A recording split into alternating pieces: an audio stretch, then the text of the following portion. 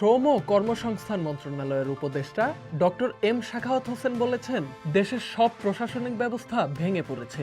1 বছরে তা ঠিক করা সম্ভব নয়। তিনি বলেন, পুলিশ কিভাবে কাজ করবে? দেশের আইনের স্ট্রাকচার শেষ হয়ে গেছে। সকালে নাটোর জেলা প্রশাসকের সম্মেলন কক্ষে শ্রমিক কল্যাণ ফাউন্ডেশনের চেক হস্তান্তর অনুষ্ঠানে এসব কথা বলেন উপদেষ্টা শাখাওয়াত হোসেন। শ্রমিক নেতাদের উদ্দেশ্যে তিনি বলেন, এমনিতেই দেশের পুলিশ এবং প্রশাসনের সব সেক্টর ভেঙে পড়েছে, আর এ সময় শ্রমিকরা যদি বিশৃঙ্খলা করে তাহলে পরিস্থিতি আরো খারাপ হবে।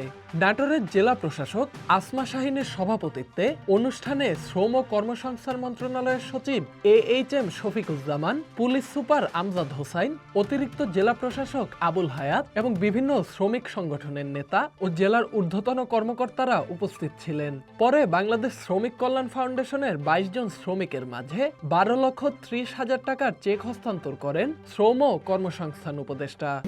আপনার নেতা হয়েছেন কিন্তু শুধুমাত্র ভোটের কারণে নয়, আপনাকে নেতা করা হয়েছে যাতে আপনি তাদেরকে সঠিক পথে চালিত করতে পারেন। আপনি যদি বেঠিক পথে চালেন তাহলে আমাদের দেশে এখন যে অবস্থা, কমপ্লিট স্ট্রাকচার ভেঙে পড়েছে, সমস্ত ব্যবস্থা ভেঙে পড়েছে, ডিস্ট্রিক্ট ব্যবস্থা থেকে শুরু করে আপওয়ার্ড সব। এটাকে 8 মাসে, 10 মাসে, 1 বছরে ঠিক করা খুব সম্ভব না। আপনি পুলিশ প্রশাসন দেখেন, টোটাল ভেঙে পড়েছে। ল অ্যান্ড অর্ডারে প্রায় শোনেন যে পুলিশ কাজ করছে না, করবে কীভাবে? স্ট্রাকচার নাই তো, স্ট্রাকচার শেষ, আইনের স্ট্রাকচার শেষ, প্রশাসনের স্ট্রাকচার শেষ।